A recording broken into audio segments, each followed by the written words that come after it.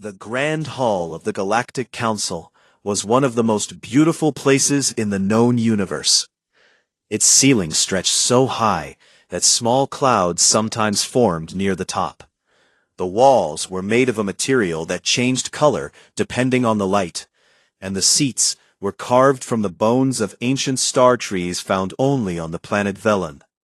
47 civilizations had sent their representatives here for over 300 years. Wars had been stopped in this hall. Treaties had been signed. History had been made inside these walls, over and over again. On this particular day, the hall was full. Every seat was taken. Every screen was lit. The air buzzed with the low sounds of dozens of alien languages being translated through tiny devices clipped near every ear and throat. The session had been going on for nearly 4 hours, and most of the delegates looked tired, but not tired enough to leave, because what was happening today was too important to miss. The vote was about humans. Director Yael Sorens sat at the human delegation table near the center of the hall. She was a tall woman with short gray hair and dark brown eyes that gave away nothing. She had been the human ambassador to the Galactic Council for 11 years. In that time, she had argued, pleaded, shouted, and laughed inside this hall. She had made friends here. She had made enemies here. She had done her job with a kind of stubborn dedication that even her opponents respected. Today, she was very still. The vote being counted on the main screen was a formal censure, a public punishment in words, against the Terran Accord, which was the official name of humanity's government. The reason for the censure was something that had happened 8 months ago in a place called the Veth Corridor. A war had broken out there between two smaller species, the Oreni and the Halvath. The Halvath had begun killing Oreni civilians in large numbers. It was a massacre. Anyone who looked at the reports could see that. The council had been discussing what to do about it for 11 months. 11 months of meetings, 11 months of proposals, counter-proposals, amendments, and delays. 11 months, while people were dying. And then the human fleet had simply shown up. No vote, no permission, no waiting. 3 human warships had jumped into the Veth Corridor, placed themselves between the Halvath forces and the Oreni settlements, and broadcast a very simple message on all open channels. The message said that the killing needed to stop, and that it would stop, and that any ship that tried to continue would regret it deeply. The Halvath, who knew what human warships were capable of, had retreated within 6 hours. The massacre ended. The Oreni survived. The council was furious, not at the Halvath, not at the massacre, at the humans, at the fact that humanity had acted without permission, that they had used military force without a council vote, that they had, as the Dovhari delegate put it during his long and very angry speech, shown complete disregard for the rules that held galactic civilization together. The final tally appeared on the screen. 44 in favor of the censure. 3 against. The hall erupted in noise. Most of it was approval. A few voices called out in protest. The Dovhari delegate, a large creature with silver skin and 6 fingers on each hand, actually stood up and clapped, which was not something his species normally did. He looked very pleased with himself. Yael Sorens watched the screen. She did not move. She did not speak. She did not react at all, which some of the delegates found strange. They had expected anger, or argument, or at least some kind of visible emotion. Humans were usually very expressive. It was one of the things many council members found exhausting about them. Instead, she reached into the bag beside her chair and took out a small data chip. It was a standard council format chip, the kind used to submit official documents. She stood up slowly, walked to the central podium at the front of the hall, and set the chip down on the flat surface. The noise in the hall began to die down as people noticed her standing there. Within a minute, the room was quiet. She looked out at the 47 delegations. She did not look angry. She did not look sad. She looked, if anything, like a person who had made a very difficult decision a long time ago and had finally reached the moment to carry it out. The Terran Accord, she said, in a clear and steady voice, thanks the Council for 61 years of partnership. We have learned a great deal from this body. We hope we have contributed something as well. She paused for one moment. As of this stardate, humanity formally withdraws from all Council obligations, trade routes, treaties, and mutual defense pacts. Every agreement we hold with this body is hereby ended. Our ambassadors, engineers, military personnel, doctors, and all other Terran citizens serving in Council space will return home, effective immediately. The data chip contains the full legal documentation. She stepped back from the podium. She picked up her bag. She walked to the door.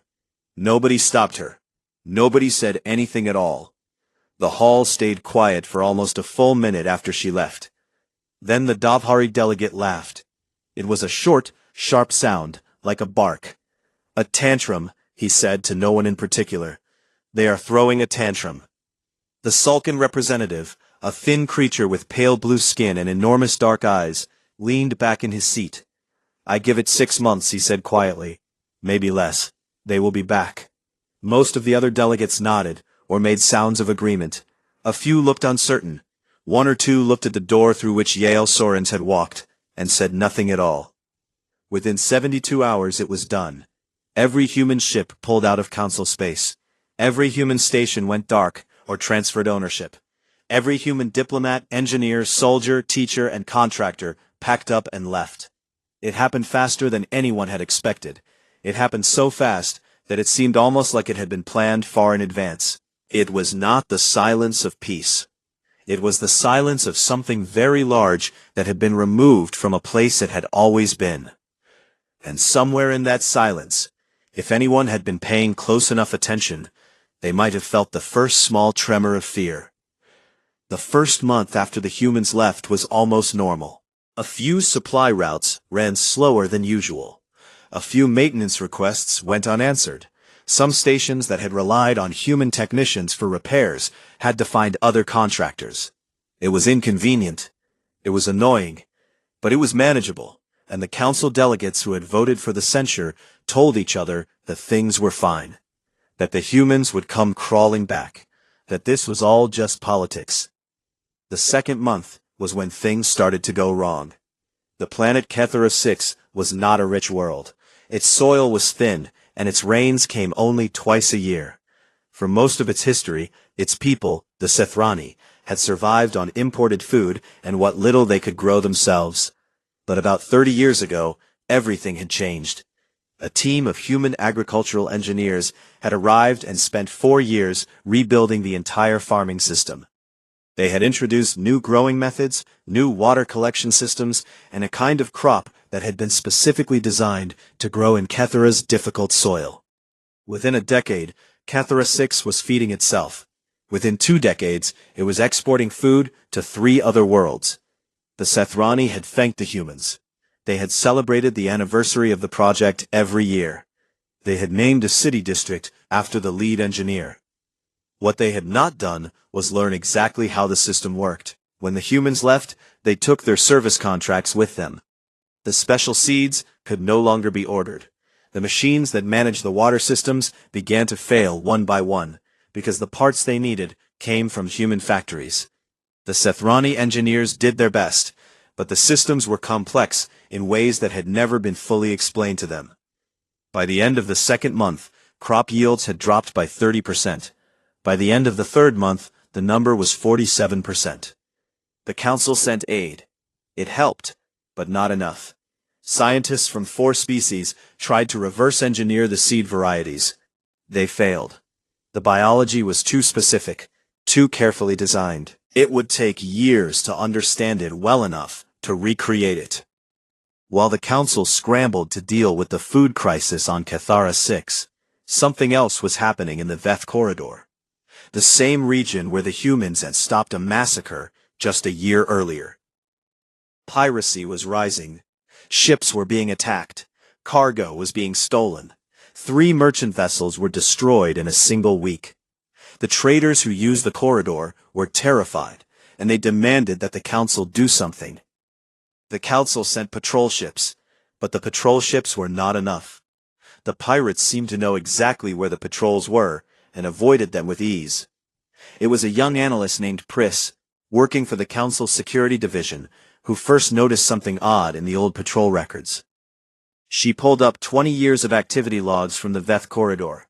The human patrol records were there, filed away and largely ignored by the Council's main system, because they had never been officially integrated into Council operations. She read through them carefully. The humans had been running continuous patrol routes through the Veth corridor for over 20 years. Nobody had asked them to. Nobody had paid them to. They had just done it, quietly and consistently, as part of what they called their general presence in the region. Every pirate group that had tried to operate in the corridor during that time had either been arrested or had moved elsewhere. Pris wrote up a report and sent it to her supervisor. Her supervisor sent it up the chain. By the time it reached Counselor Drevin Voss of the Sulcan, 3 more ships had been attacked. Voss read the report twice. Then he set it down and stared at the wall for a long time. There was also the matter of Miras Station.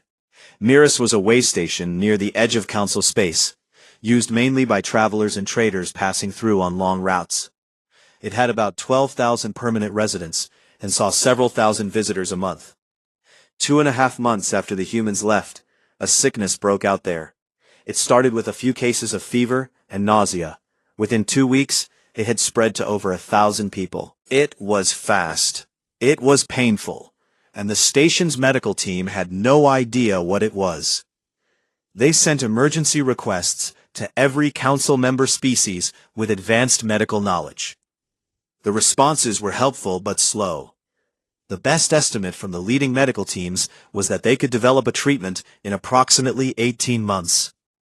Someone in the records division, doing routine archival work, found a note from the year 2251. It was filed under a category called Minor Medical Events, Resolved. A very similar illness had appeared on a human colony ship. It had infected over 200 people. A team of human doctors had identified it, developed a treatment, and stopped the outbreak entirely.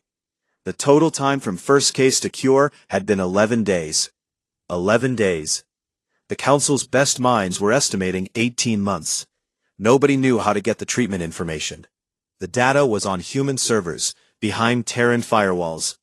The humans had not offered to share it, and after the way things had ended, nobody at the Council was sure how to ask. But the worst discovery of all came from the Office of Infrastructure, buried inside a routine audit that had been sitting unread for 6 weeks. A team of auditors had been checking the base code of the Council's central communications and administration software. The systems that kept everything connected, from trade records to diplomatic channels to the environmental controls of Council stations. What they found made the lead auditor sit very still in her chair for almost an hour before she could bring herself to write the summary. 43% of all Council infrastructure software contained foundational code written by human contractors. Not the surface layers, the deep layers, the parts that everything else was built on top of. The parts that if they failed would cause the systems above them to fail as well. The code was protected. It was locked under Terran intellectual property law, which the humans had just finished withdrawing from. The Council had the systems, and they could not even begin to fully understand what they were sitting on until they could read code that they were no longer allowed to access. Counselor Voss stood in his office that evening and looked at a star map of Council space. Every blinking red light was a problem. Every problem traced back to the same source. He had been one of the delegates who laughed when Yale Sorens walked out.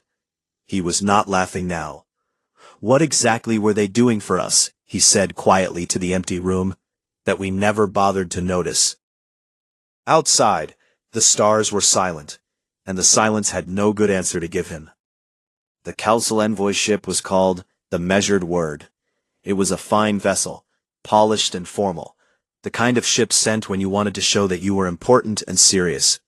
It carried a crew of 40 and a diplomatic team of 12, led by a senior negotiator named Fel Oren, a Dovhari, with silver skin and sharp eyes, who had spent 30 years making difficult conversations go smoothly.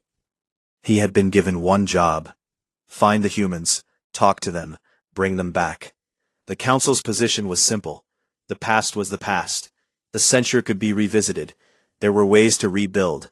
Humanity was an important partner, and the Council was willing to acknowledge that certain things had perhaps been handled poorly. All that was needed was a conversation. Oren expected the conversation to happen on a human border station, something modest, a place where a proud species that had acted rashly might receive visitors from a position of slight embarrassment, ready to negotiate terms for returning to the fold. What he found instead made him go very quiet, for a long time.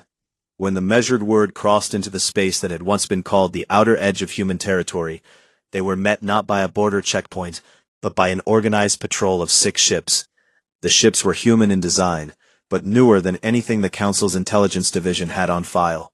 Their hulls were different. Whatever the humans had been doing with their shipyards in the past year, they had been doing it very seriously. The patrol was polite. One ship pulled alongside, and a human officer appeared on the communication screen, looking relaxed and professional. "Welcome to Terran Compact Space," she said. "Please transmit your travel authorization and the purpose of your visit." Terran Compact Space. Oren had heard the term before, in intelligence reports, but he had not paid it much attention. Now, he paid attention. The Terran Compact, he learned over the next several hours, was not simply humanity retreating to its own territory. It was something that had been built very quickly and very quietly, while the Council had been dealing with its various crises. 14 species that had previously been members of the Galactic Council, or had been trying to become members, or had been ignored entirely by the Council, had formally aligned themselves with humanity. Some of them were small civilizations that had never had much of a voice in Council chambers. Some of them had been treated unfairly in old trade agreements. A few had been victims of the same long Council debates that had allowed suffering to continue while votes were counted. They had all chosen to come under the human umbrella instead. The Compact had its own trade agreements, its own laws, and its own collective defense arrangements. It covered a territory that was not enormous by galactic standards, but it was growing, and it was stable in a way that surprised Oren. The species within it seemed genuinely satisfied. When the measured word was finally escorted to the Compact's main diplomatic station, Oren found Director Yale Sorens waiting for him in a clean, well-lit room with a table, 2 chairs, and a window that looked out at a busy shipping lane full of vessels from a dozen different species. She looked exactly as she had in the Council chambers. Calm, present, like someone who had nowhere else to be and nothing to prove. The meal she had arranged for him was excellent, which somehow made things harder. They talked for 3 hours. Oren made his case carefully. He spoke of history and partnership. He spoke of shared challenges. He emphasized that the Council recognized the value of human contributions and was prepared to formally acknowledge them. He explained that the censure could be reversed. He was at his most skilled and persuasive, and he knew it. Yale Sorens listened to all of it, without interrupting once. When he finished, she was quiet for a moment. She refilled her cup from the pot between them. "Fell," she said, and her voice was not unkind. "The Council did not censure us because we broke a rule. You censured us because we reminded you that we were capable of acting on our own. That bothered you, and it will keep bothering you as long as we are members, because we will never stop acting when people are being killed, and the Council is still writing memos about it." Oren started to respond, but she continued. "We are not angry. We are not punishing anyone.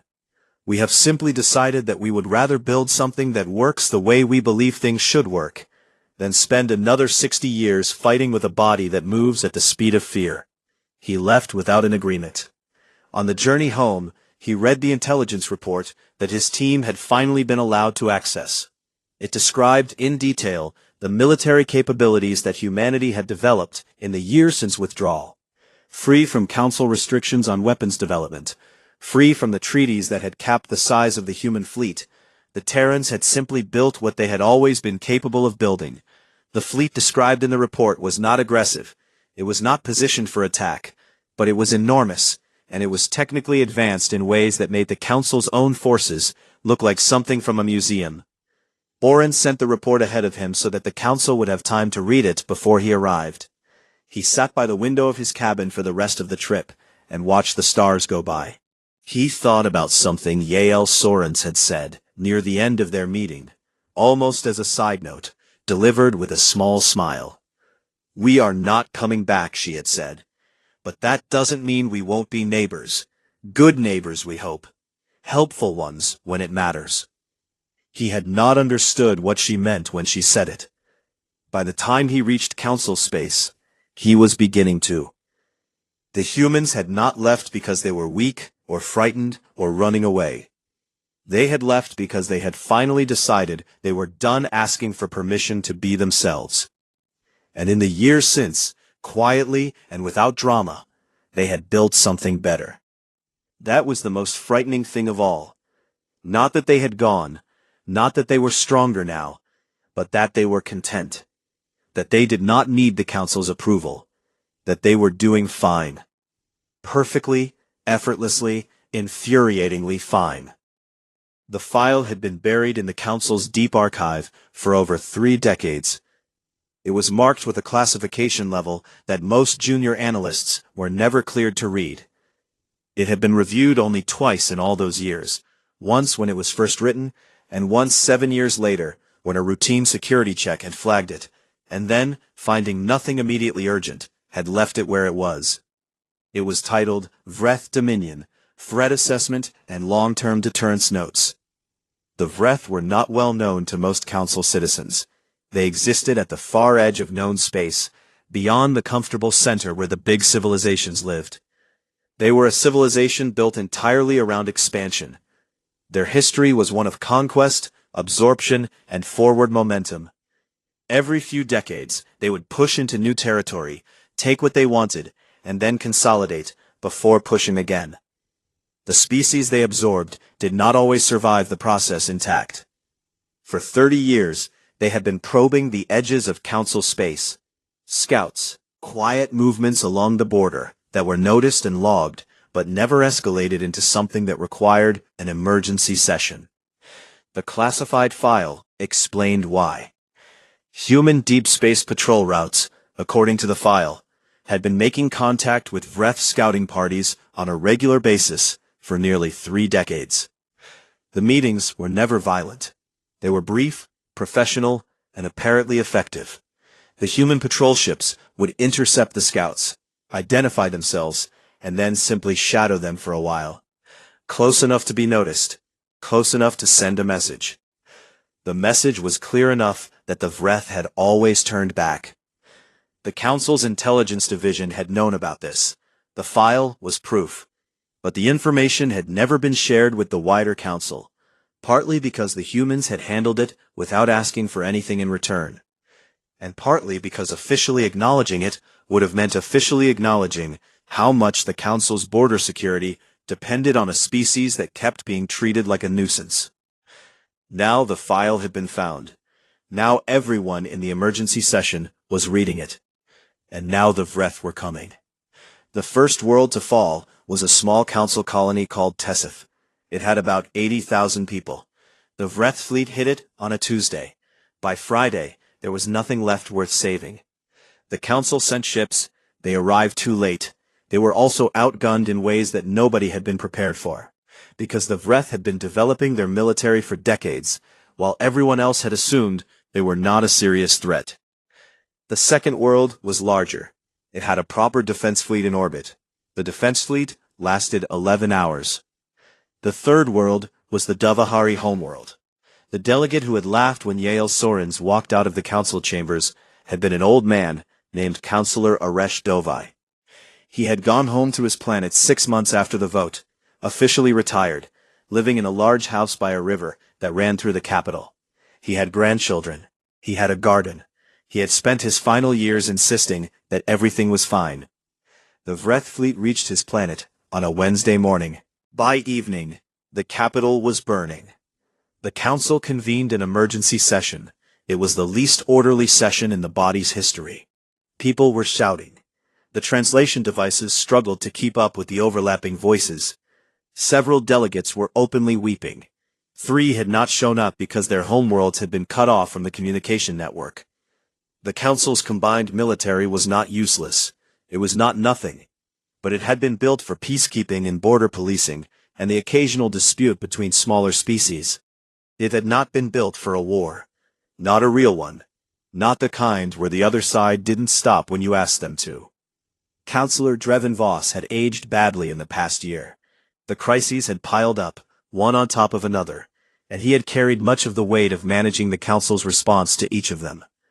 He looked at the room full of frightened delegates, and felt something that he had not allowed himself to feel before. He felt the full size of the mistake. Not just the censure. Not just the moment when Yael Sorens had walked out, but the 61 years before that, during which humanity had been doing things, important, essential, load-bearing things, and the Council had never asked, never acknowledged, never said thank you, never even looked closely enough to see. He called the vote personally. The motion was to formally request military assistance from the Terran Compact. It passed unanimously. Even the delegates who had once been loudest in their criticism of humanity voted yes. They had no other choice. They had run out of options, and they knew it. The message was sent through the Compact's official diplomatic channel. It was carefully worded. It was respectful. It was, in its way, an apology. Not a direct one, because no one had been brave enough to write the word sorry, but the meaning was there, under every sentence. On the receiving end, Yael Sorens read the message in a small office on the Compact's central station. She read it slowly, from beginning to end. She set it down. She looked out the window at the ship traffic moving through the lane outside. Then she called her staff into the room and asked them to sit down. She did not say yes. She did not say no. She placed a data chip on the table, the same kind she had placed on the Council podium 3 years ago, when she had walked away, and she said, "Now we negotiate." It was not a refusal. It was not a demand for revenge. It was simply the statement of a person who had learned, through long experience, that the only agreements that lasted were the ones where both sides understood exactly what they were agreeing to. Outside, across 3 star systems, the Vreth were still moving. The fires were still burning. The price of decades of oversight and dismissal was still being paid in the most terrible currency of all. And in a quiet office, with a data chip on a table, the first steps towards something better were being taken. The negotiations took place on a station called Helix 9, a neutral waypoint that belonged to no one in particular and had always been used as a place where difficult conversations could happen, away from the noise of larger politics. It was a modest station, built for function rather than beauty. The corridors were plain. The meeting rooms had simple furniture. There were no grand ceilings or color-changing walls here. It suited the moment perfectly. The Council's negotiating team arrived first. There were 9 of them, led by Councillor Voss himself, which was unusual. Senior councillors did not typically attend these kinds of meetings in person, but Voss had insisted. He felt that whatever happened in this room needed someone who carried real authority, and more than that, someone who understood, fully, personally, without softening, what the Council had lost and what it now needed. The Compact's team arrived 20 minutes later. Yael Sorens came with 6 advisors, a pair of Compact representatives from 2 of the smaller member species, and a young human aide who took notes and said very little. They sat down. They were offered water. Outside the windows of the meeting room, a small cargo ship passed by, marked with the emblems of a Compact shipping company. Voss had prepared a long opening statement. He had worked on it for 3 days. It acknowledged the Council's failures. It spoke of the need for a new kind of relationship. It laid out what the Council was prepared to offer in terms of revised treaties, new trade arrangements, and formal recognition of the Terran Compact as a peer body rather than a breakaway group. He got halfway through it before Sorens raised one hand, gently, and he stopped. "Dreven," she said, "we know what you need. You know what we want. Let's talk about that." And so they did. What followed over the next 12 days was one of the most honest negotiations in Council history. Not because everyone was kind to each other. There were arguments, long silences, moments where someone stood up and walked to the window and stayed there for 10 minutes before coming back. But because no one pretended anymore. The things that had never been said out loud were finally being said. The council admitted what it had taken for granted. The compact laid out what it required.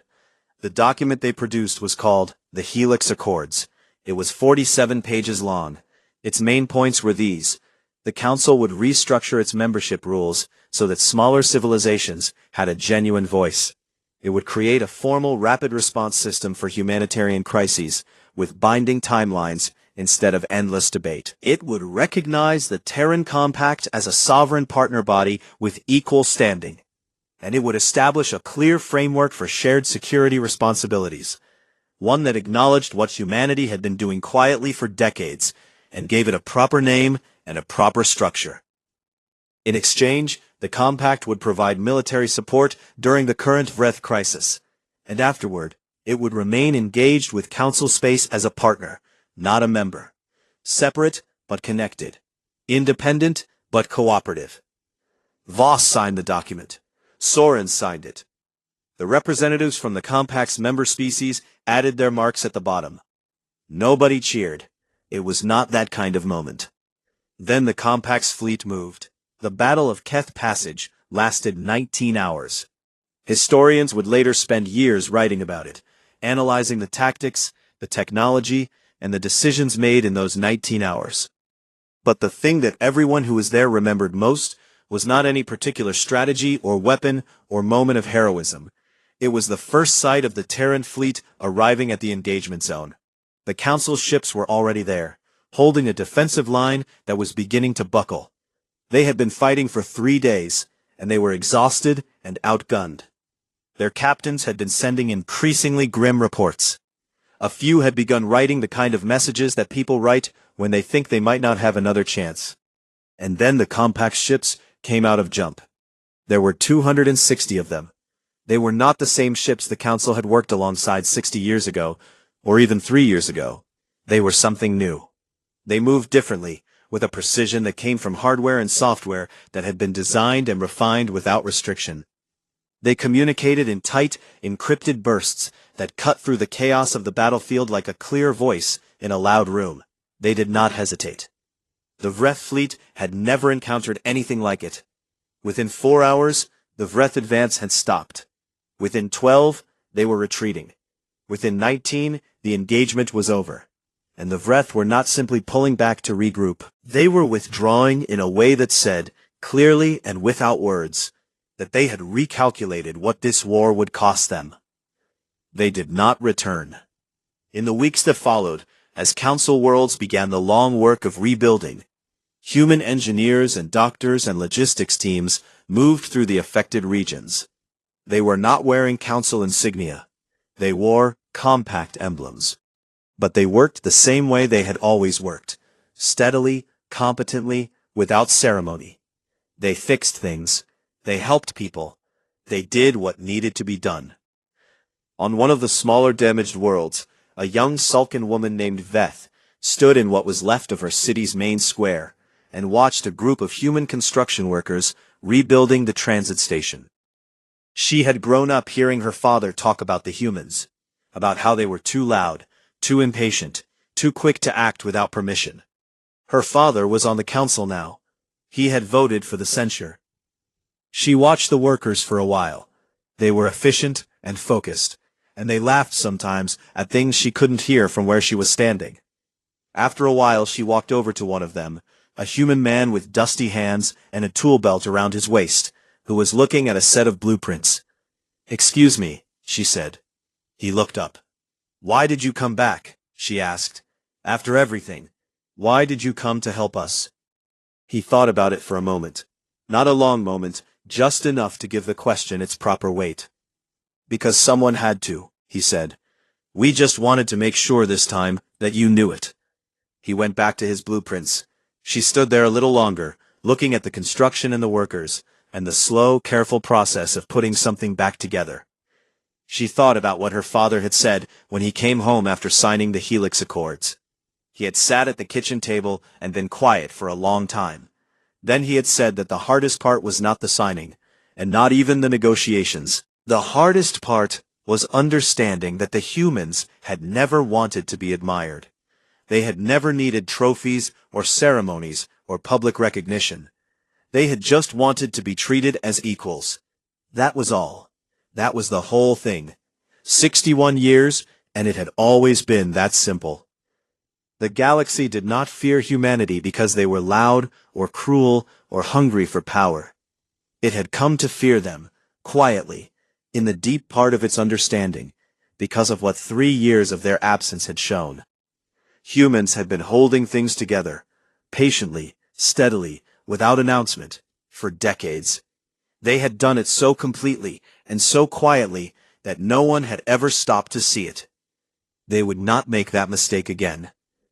And somewhere in a small office on the compact central station, Yael Soren sat reading the first dispatches from Helix 9 and the reconstruction zones. She did not smile. She did not celebrate. She refilled her cup, picked up the next report, and kept working. That was the human way.